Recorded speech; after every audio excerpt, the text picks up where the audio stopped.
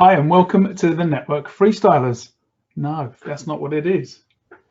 Okay, it's all right, we'll go again. Hi and welcome to Network Freestyle. I'm Daren Fulwell. And I'm Malcolm Budden. And we are the Network Freestylers. Today's episode is Freestyle 101, an introduction to network freestyling. Now, what exactly is network freestyling? Malcolm. So network freestyling is a thing that Daren and I had talked about, and to be honest, it's something that probably the majority of people that are watching this this video do every day. So for me, a network freestyler could be a network freestyle, I should say, could be a water cooler conversation with a colleague about a project that you are working on. It could be like a whiteboarding session that you actually, you sit down with a customer, you whiteboard a solution. It could be a new firewall implementation. It could be a multi-technology data center design.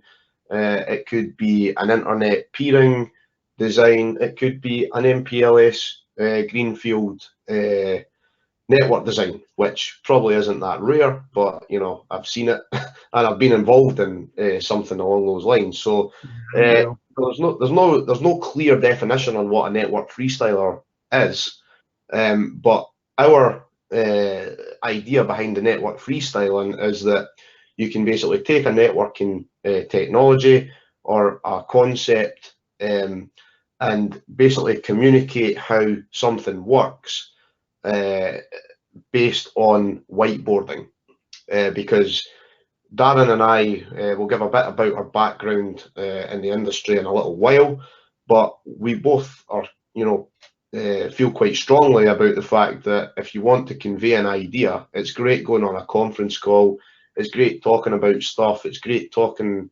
and reviewing, documentation from vendors' websites, but based on our conversations when we came up with this concept, we both kind of agreed that nothing really comes close to actually getting the pens out, where for guys like us, that's all good and it's exciting. Other people might raise their eyes, but let's face it, it's better.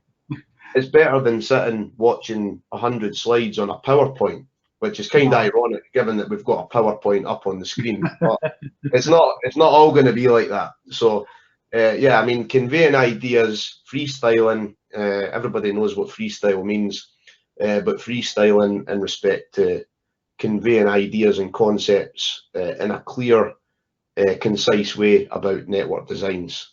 So it's about the conversation, right? About being able to bounce ideas to and fro, and being the guy who wants to stand up by the whiteboard in the meeting and draw this stuff out, because it's that clarity and the picture painting 1,000 words and that kind of thing, right? Yeah, I mean, I think the other thing is that anytime you have one of these conversations, and again, everybody who's had one of these conversations, it doesn't actually have to have been a design conversation. It could have been a conversation about troubleshooting. It could be a conversation about an implementation plan. It could be a test plan. The thing about networking, and it goes back for decades now, is the answer to any design question is it depends. And I'm quoting other people when I say that. And that's there's so many things that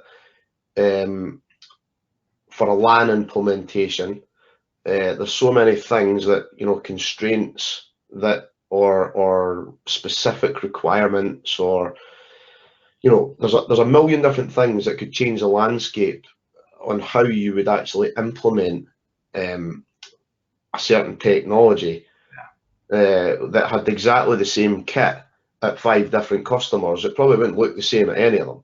No. And it's because you've got different designers with different ideas, and they have to integrate with different networks. And it's that conversation. And one of the things that I think that we talked about, that we really want to convey, is that you know, it often doesn't go in as it says on the tin. It might, you know, it might go in something like that, but even the way that something is designed at the start of, like, for example, a pre-sales, or even at the start of a low-level design process, stuff happens and you have to adapt to it. And some of the things that we want to bring to the table are our experiences on when that's happened to us, how did we deal with it, and also what else we could have possibly done. And that's what you were saying about, you know, the it's a conversation, it's a collaboration, and with the technologies that are coming out, there's, you know, it's not about plumbing now. It's not about routing and switching. Which, when I first got into Cisco gear, it was about routing and switching and WAN and LAN. Now you've got LAN, wireless, you've got software defined, you've got cloud.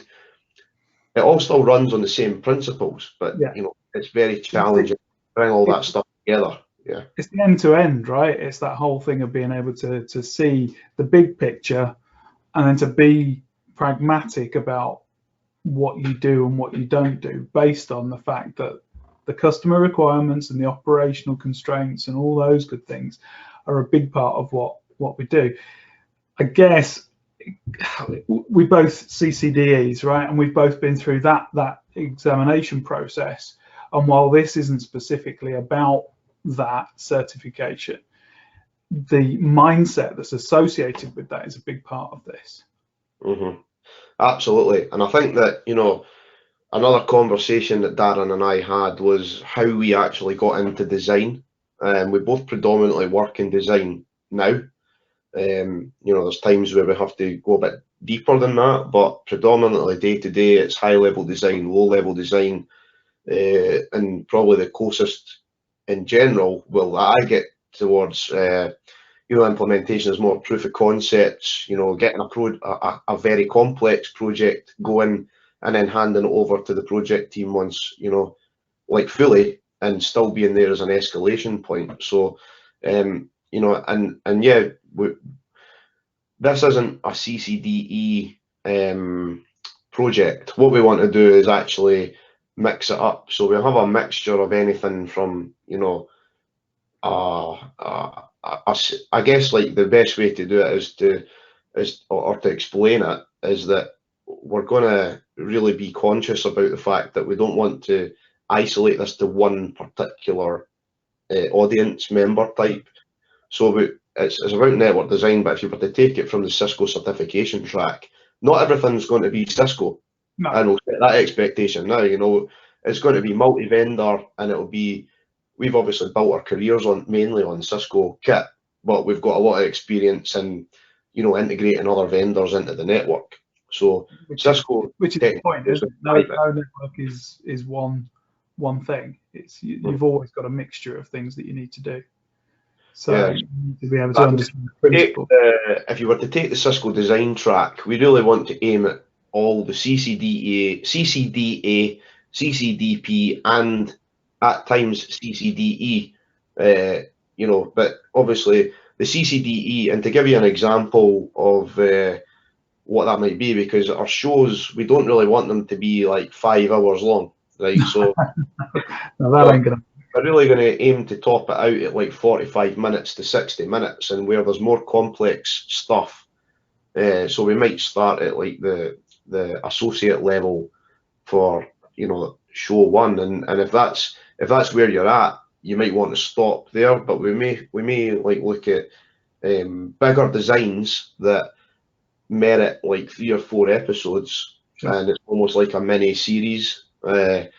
That, you know, that we can build it up to a very, you know, a very involved scenario.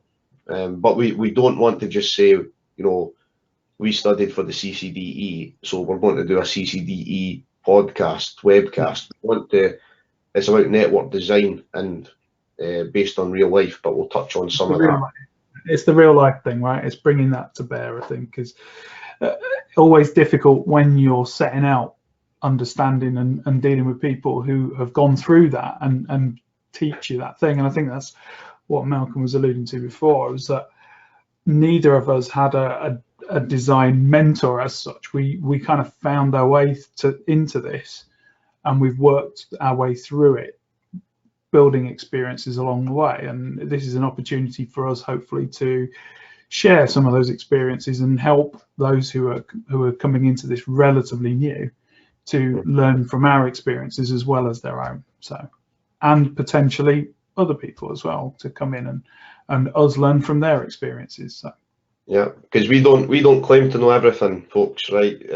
Brief, no. You know, we've got a lot of experience, and we've probably designed into I would imagine, the thousands of networks between us. But you know, that doesn't mean to say that, you know, we know everything. We've got a broad scope of, like, most technologies in the space, but there's I think, if you'll probably agree, Darren, if there's one thing that I learned from the CCDE process, is there's always somebody smarter than you. Yeah, there's always something to learn. Yeah. So yeah, we've got a lot of contacts in the industry as well. So if there's people are interested in coming on and talking about things as subject matter experts and giving us a bit of a schooling, then we're open to that as well. Yeah, absolutely. So obviously we talked about a little bit there about what the freestyling approach is.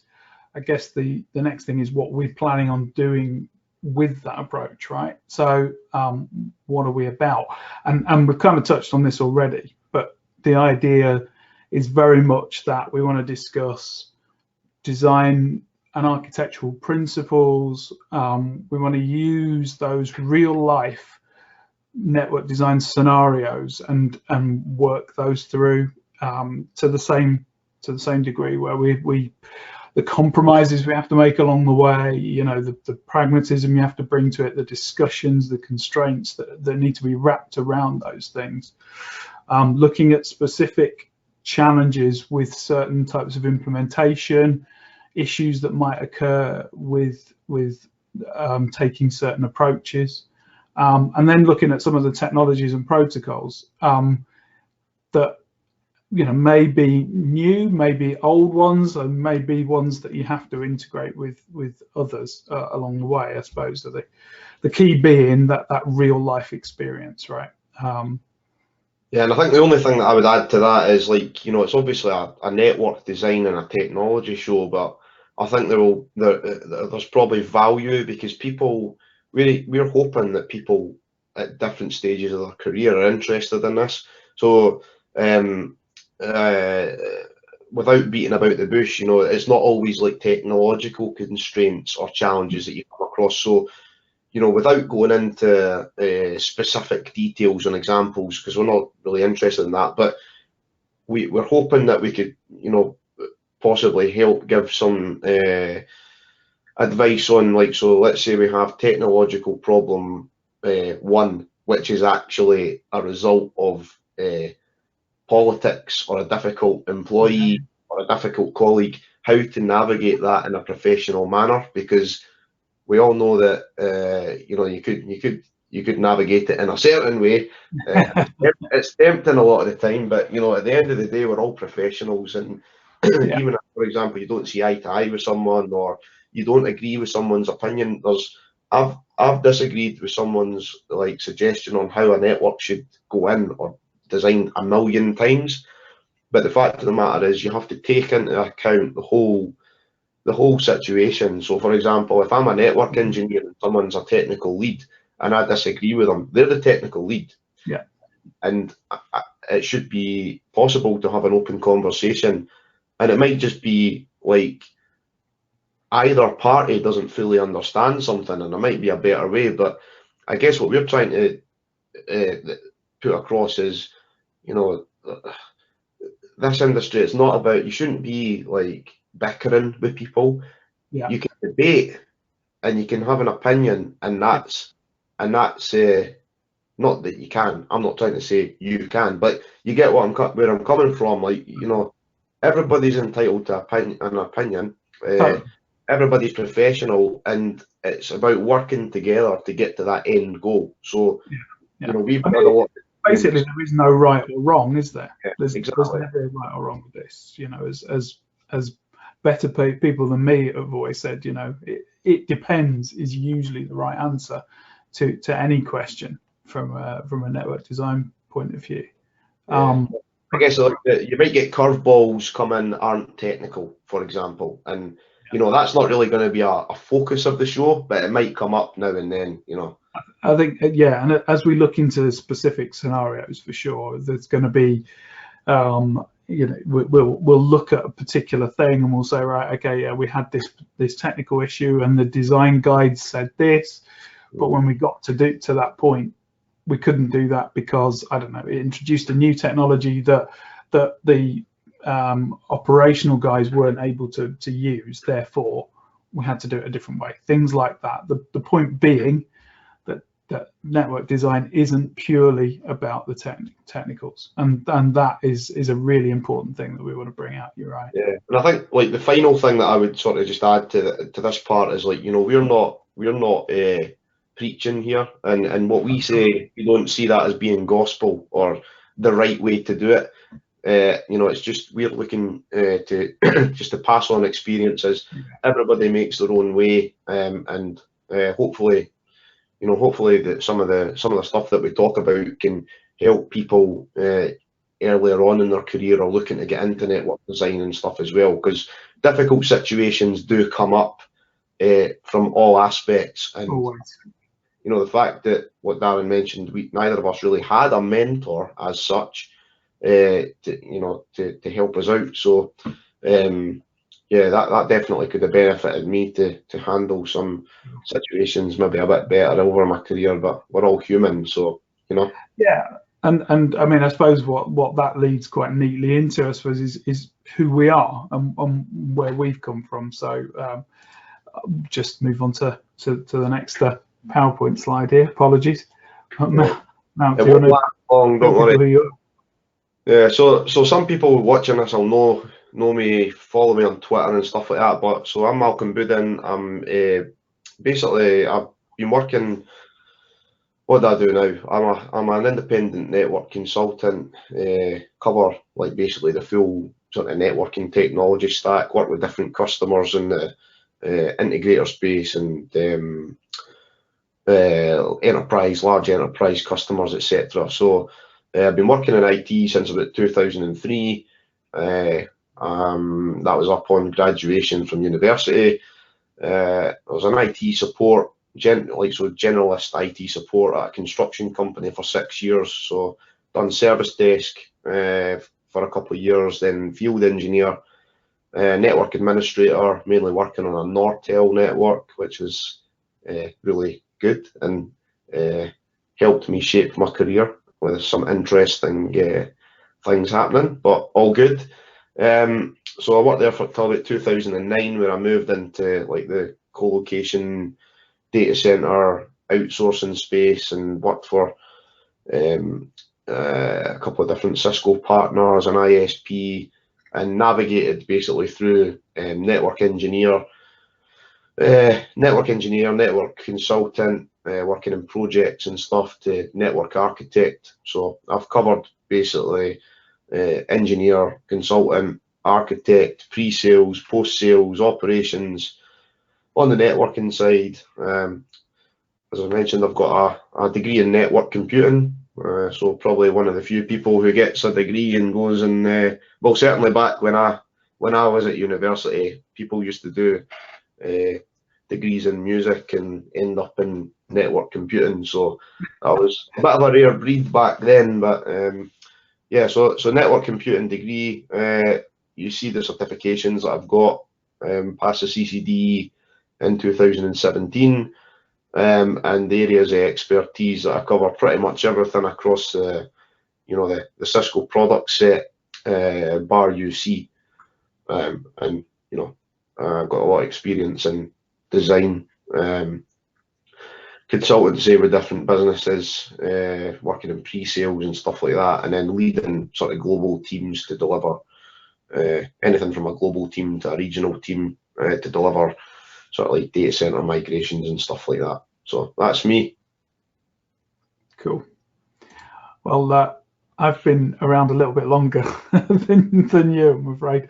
I graduated in '92, with a BSc, and they didn't do network computing degrees back in those days. It was computer science. So yeah, but again, very similar in a sense that come up through doing IT support, which I don't know if it's as typical a route these days, but doing the desktop support, server support, you'll see Novell in the list of qualifications there. So sort of through Novell NetWare, and when networking was more complex, I suppose, because we have more protocols to, or more yeah, console one and NW admin. Yeah. Very good, well done. That was my first service desk job, I'm telling you. Yeah, I mean, my very first time I touched NetWare was even earlier than that. I was looking after a network of a sales order processing floor in a catalog sales company, and it was about 100 or so PCs all connected using coax cable and vampire taps and thick Ethernet and remote bridges and the such like. So yeah, you don't even want to know. Things are a lot better these days for that sort of stuff. But come up through doing all that application support. I mean, I was brilliant on WordPerfect. That was my big. But you know, through the Novell stuff, the servers and all the rest of it, and then got involved with networking, probably, yeah, sort of around the sort of late 90s. Started on 3Com kit, moving into Cisco later, doing a bit of Juniper along the way, Fortinet from a security perspective. So, you know, good mix of stuff. And I did a very sort of typical CCNA, CCNP, CCIE type route of study. Switching to the CCDE at a point really where I wasn't doing the do that much more. You know, from a deep technical perspective, I was more designing than implementing at that point. So 2015, I got my DE. And since then, everything I've been doing is the same as you. It's design, architecture work. It's mainly working for resellers and Cisco partners, doing the design work for customers, who then get one of my team to crack along and actually do the implementations for that type of thing. I've been lucky enough to join the CCI Advisory Council this year, which was pretty cool. It's basically working with the members of the CCIE program in looking at the CCIE as a certification in the long term and how that's going to get developed. And so, you know, I've got a particular interest really at the moment in the education side of things, in the looking what certifications are going to be. The other role that I have within my company at the moment, I'm looking to develop, is working with our apprentices. So again, starting at the other end of the certification spectrum, I guess, in understanding how people have fundamental requirements for learning about networking. So you know, really interested in that, and really it's from that interest that the conversations with yourself really spun up, wasn't it? So yeah. So we probably should have said where we're actually from. So like I'm based in Edinburgh, just outside Edinburgh in Scotland, and Daren, you're?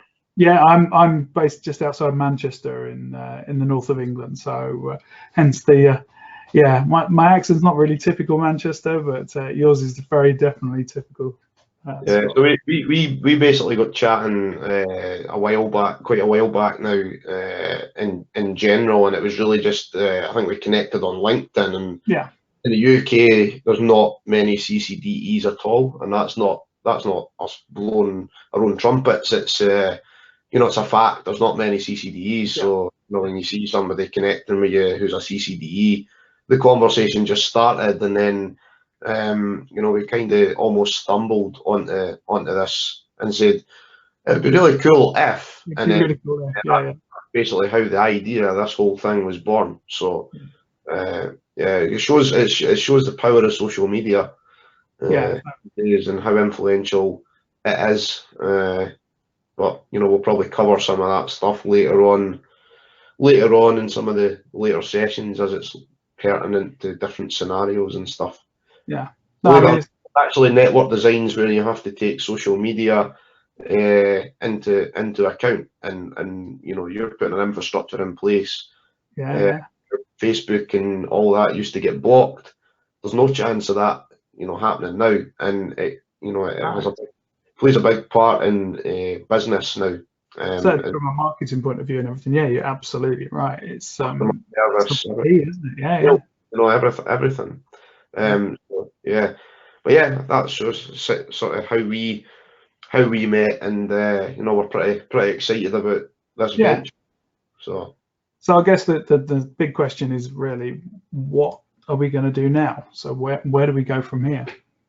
Yeah, so I think like what we intend to do is basically prepare sessions, design sessions, which are based on real life designs. So as I mentioned, you know, we've worked on a lot of different customers, different sectors, different technologies, but there's loads of stuff out there already to say how to deploy technology X, how to deploy protocol Y, how to deploy protocol Y on technology X or ABC.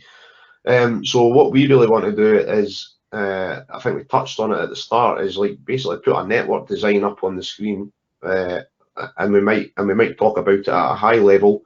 We might drill into it into extremely low level. So you know, the approach, it's all obviously a new thing that we're doing here, so we're open-minded, it's fluid, we'll take comments and feedback if it's not adding any value. But we believe, even for ourselves, even if nobody tunes in to this, we believe having these conversations is beneficial to ourselves and hopefully other people as well.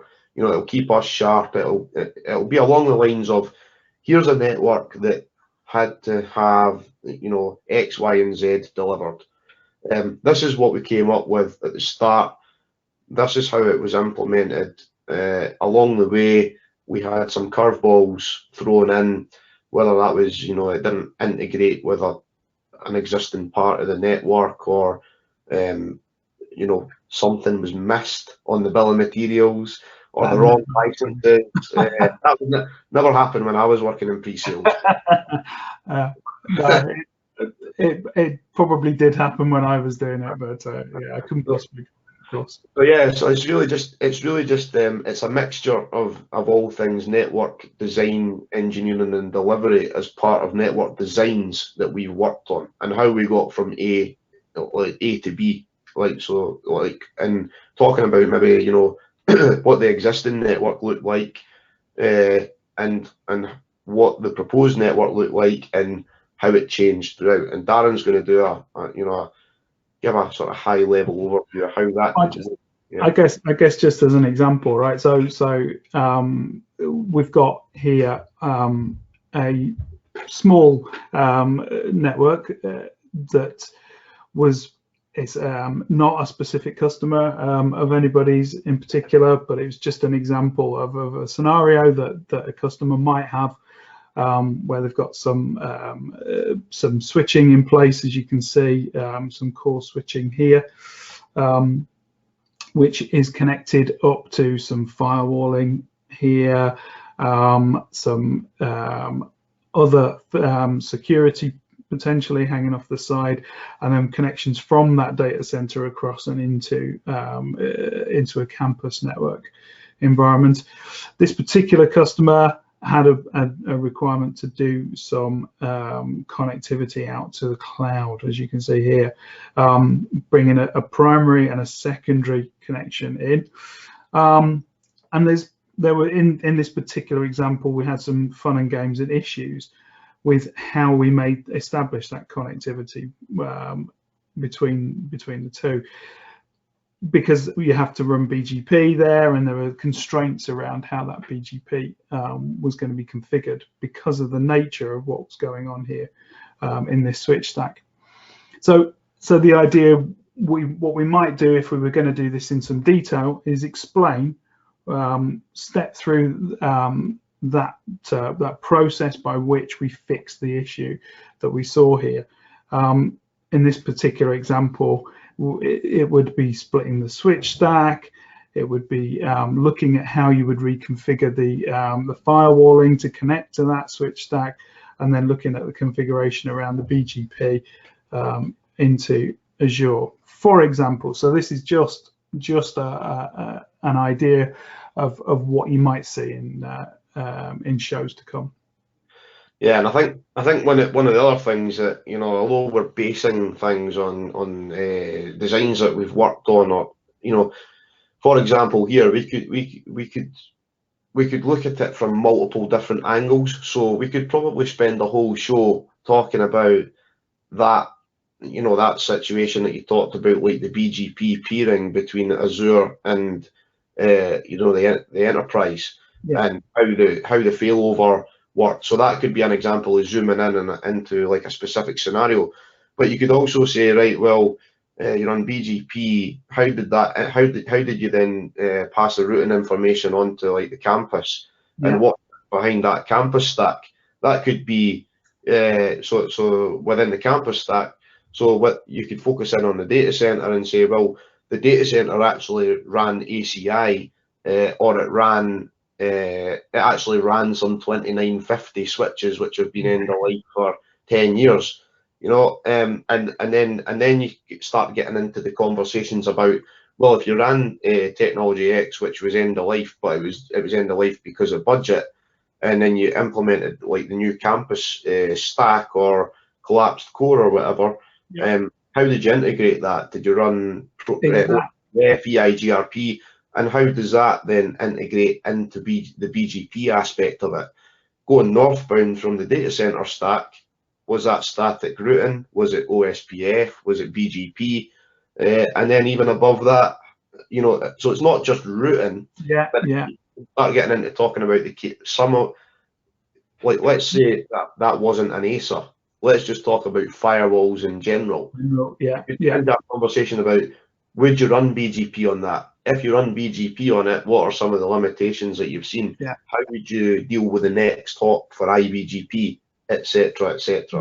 Working with multiple ISPs versus working Yeah. with the same one and having diverse paths, you know, that sort of idea. The cloud connectivity, of course, as well, big thing at the moment.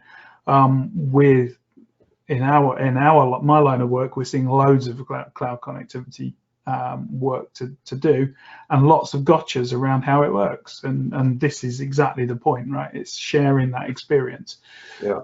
and walking through those scenarios. So. Exactly. So yeah, I mean that's I mean, to be honest, let's be straight up. This is just like talking about geeky stuff for an hour. Yeah.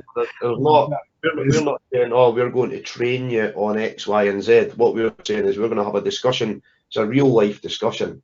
The other thing is, this is uncut. We're not. The only thing we might do is edit or cut out like a blooper at the start of the intro or the outro. We're not going to be editing. This is always going to be raw.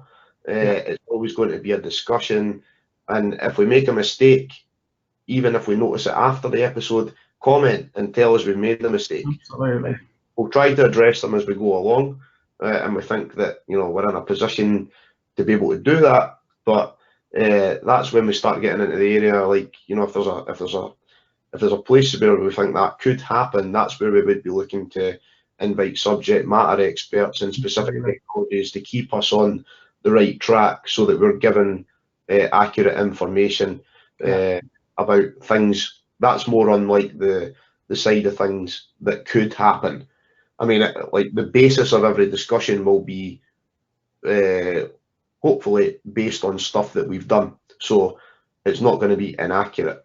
But if we're talking about stuff that could happen, it might start like crossing into a territory that Daren or I, you know, might not have as much experience in, and that's when we probably look at, you know, if we really wanted to do like an episode on that, you know, that type of technology or whatever, we would try and find someone to come and supplement the discussion. Yeah, it's really, really important that that this turns into a collaborative thing, right? This isn't just about me and you. This is about, you know, tapping into the community as a whole. You know, that community is a real thing, and has been a big part of certainly the last couple of years for me. It's discovering that and finding these people to talk to and to share experiences with, and this is just another way of doing that for me. I mean, I think like the CCDE experience for me was like, you know, I met some like absolute legends in the industry, like, and that for me, and just going through that process, but it doesn't have to just be via the CCDE study. Like it shouldn't be just because you're going for like a high level elite or like expert level certification. That shouldn't be the only way. No. Because the people that I met and I now know and are very close friends now, they're not just like peers or colleagues or whatever. They're some of the most helpful people that I've ever met, and it can be intimidating to try and approach these people to, you know, to start a conversation. Even if, like, for example, you're at Cisco Live and you see someone, you might just go, they're not going to want to talk to me. That is not the case, and you know, that's something that I feel pretty passionate about with all this, is bringing people together to share ideas and you know, and effectively shape our industry. You know, shape our industry and make sure there's more good practice going on than bad practice. And that's not going to be purely down to us. It's just a tiny little part of the, you know, the overall sort of industry. Like I say, for me, the fact is that the community already is there. The people are there, and the people are getting involved. But this is just another way. To some extent, you know, that we all need our own outlet to to contribute to that community, right? And this is my outlet, and hopefully yours, and we can bring other people into that as well, you know. And it's supplemental, as you say, to you know, everything. There's some other brilliant stuff that's going on in the industry and on social media and podcasts and webcasts and blogs and all that, and this is supplemental. Exactly. Coming at it from a slightly different angle with the, you know, the whiteboarding approach. We felt was something that on a fairly regular basis is something that that can hopefully be a positive thing. Yeah, I agree. Cool. Well, I think that wraps up today's episode. Malc, are you happy? Yeah, all good. Nothing. I don't think there's anything else to add from me. Well, if there's any questions, or thanks everybody for tuning in. If you've stayed this long, if you've got any questions or comments or feedback or anything on what we've talked about today, ideas or specific subject matters that you would like us to consider for future episodes, then leave a comment and get in touch with us via social media. So I think you're going to cover off how the contact details and everything for ourselves and for the freestyle as a whole. They'll all appear in the show notes, which will go onto the blog, which will be at networkfreestyle.tech when this goes out. If obviously further episodes to follow, right? So we've got loads of ideas. We've got a program already of things that we want to talk about and go through. Some may be 10-minute videos, and others may be, as Matt said before, up to an hour or whatever. We'll see how that pans out.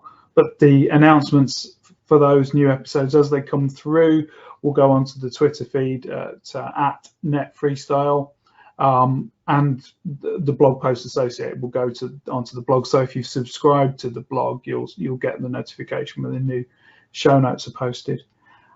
I think that's all for now, right? Yeah, Yeah, cool.